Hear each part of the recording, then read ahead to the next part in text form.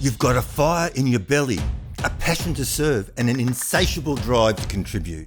You know that if you can just get your message in front of the right people, you can change lives. But where to start? There are so many options, so many moving pieces. You get bogged down, overwhelmed, frustrated, while the burning desire to serve others consumes you. I know, I've been there. And these days I bring life-changing impact and value to people's lives through the creation of books, funnels, online courses and coaching programs, and virtual summits. This is the Call to Serve podcast. I'm Tim Cooper, and this is my journey. I've recently started reading a book by Eileen called The Pivot Plan. End emotional exhaustion, overcome depression, and discover your strongest life. And you can pick it up on Amazon. Just search for The Pivot Plan. End emotional exhaustion. Now that sounds good. And overcoming depression. Well, I have been known to have periods of depression. Don't want to sit back there. So it sounded like it was going to be a really good read. Now, as I said, I've only just started to get into it. I can't read a lot at the moment because my glasses need updating and my eyes get very, very tired very, very quickly. Good news is I'm heading out straight after I do this video to pick up my new reading glasses, and I'm going to whip through this book and share some more, because I think there's going to be a lot of valuable content to share and unpack from this particular book. And also I'll be sharing with you insights I've gleaned from other books that I'm reading, because I do read a lot of books and listen to a lot of audios. So I just wanted to go to some of the passages that I've highlighted, because to me, this was massive. Like, I've only read one chapter and I've got so much out of it. She says, they say that when the pain of staying the same is greater than the pain of changing, then you're ready for change. And what do you do when you're numb and don't know where to start? I'll tell you. You take small steps. Now, I don't know whether you've ever been in the position where staying where you're at is actually scarier than stepping into the unknown.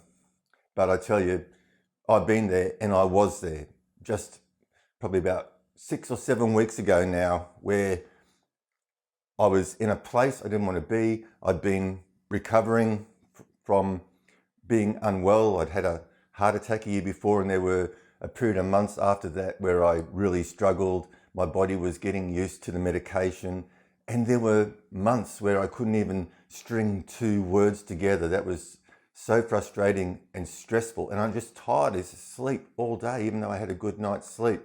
And so I was in this position going, what am I going to do? I can't stay like this.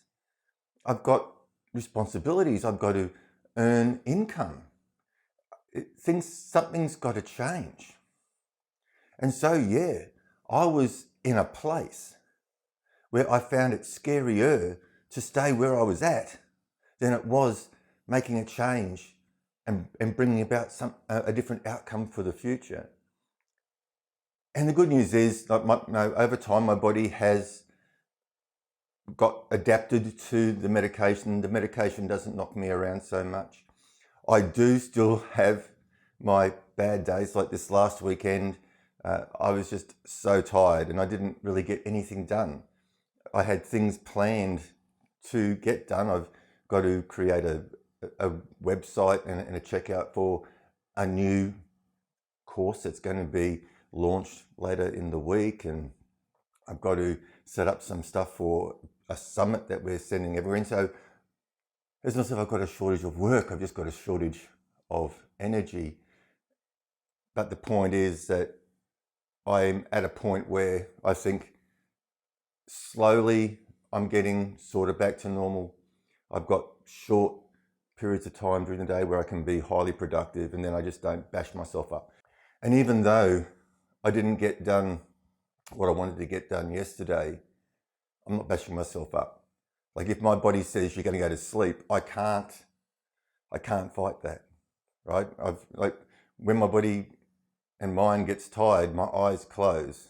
And I've just got to accept that and not bash myself up, and just make a promise to myself and a commitment to myself that when I'm up and about and my brain's working and I've got the energy, that I'll give 110% to get things done so that I can continue to share and help people in their lives.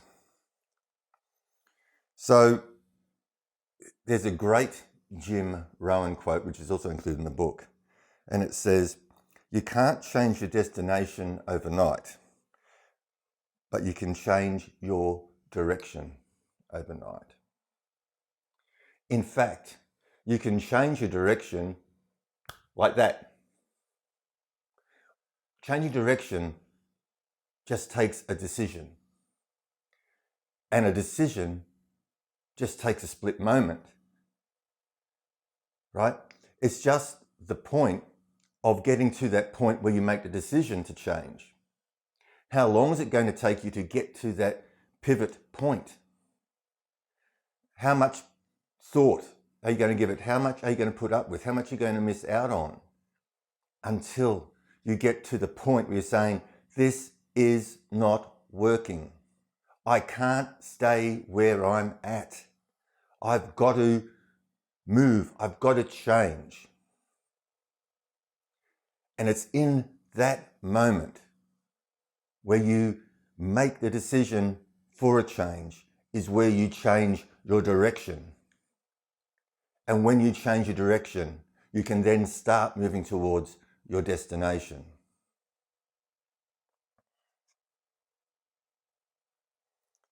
So how? How do you start moving towards your destination if the destination is unclear?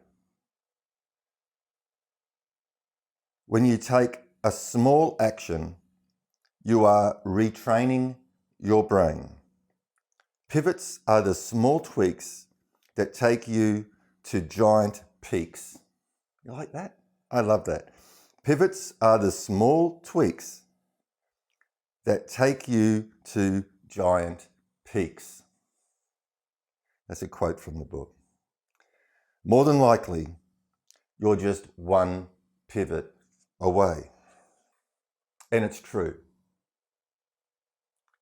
I've done this a number of times throughout my life. Changed direction, stepped into the unknown, and I am constantly putting myself outside of my comfort zone. Because if you're comfortable, you're not pushing yourself to your greatness, right? Everything worthwhile, everything you want, your highest potential, all lies outside of your comfort zone. And there's that saying, how do you eat an elephant?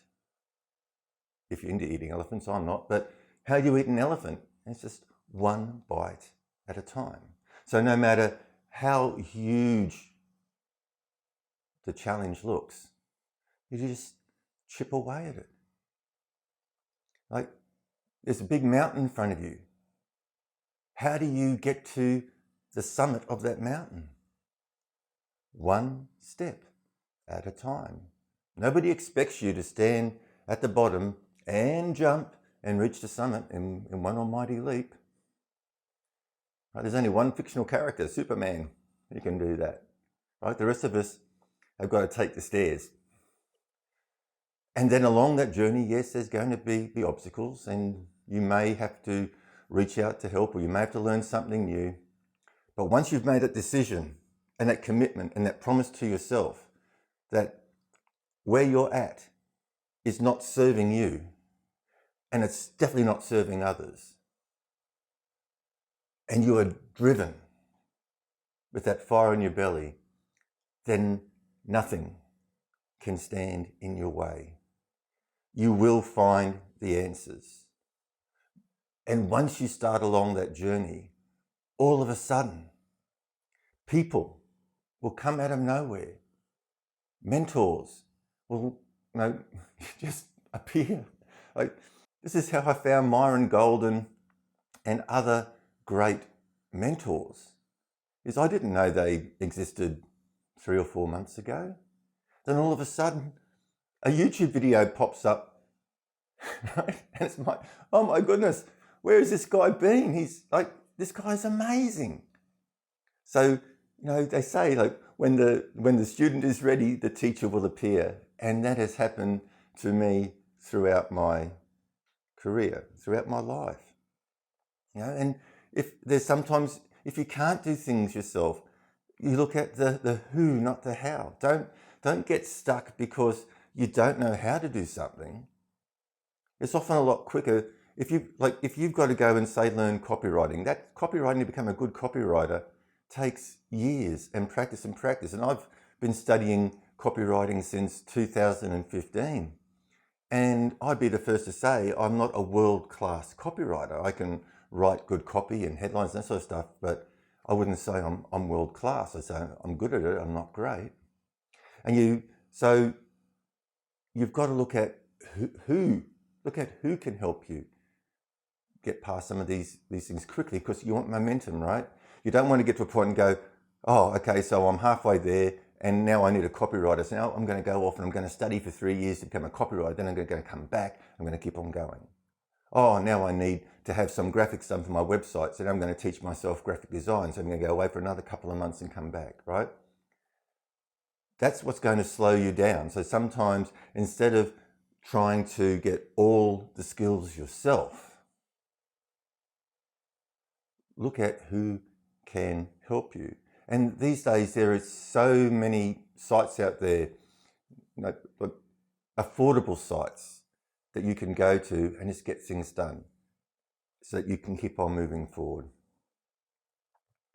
So if you're at that point where you're feeling, man, if I'm staying where I'm at from here on out, that is a much, much scarier thought to contemplate than stepping into the unknown. Because when you step into the unknown, you're taking action, you're moving forward, you're building something, you're building a legacy. I want to leave something behind for my kids. I want to leave something behind for charities and that sort of stuff, right? I want to leave a legacy. And if I just stay where I'm at, that's just a dream. But if I get up off my butt, push myself, learn something, make a commitment, and work towards my destination, work towards my target, there's no reason why I can't have everything that I see in my mind as wanting to do. So if you're at that point, right, if you're thinking, oh, yeah, I hear you, Tim.